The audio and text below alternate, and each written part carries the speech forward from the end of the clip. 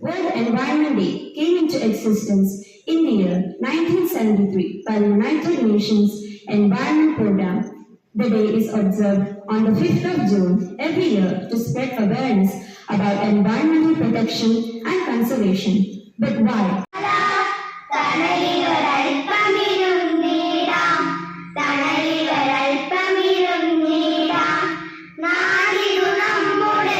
ഞാൻ പാകിയ വിത്തിടായിന്നിപ്പോൾ പൊൻകനി നൽകി ചിരി പൊഴിക്കുന്നു.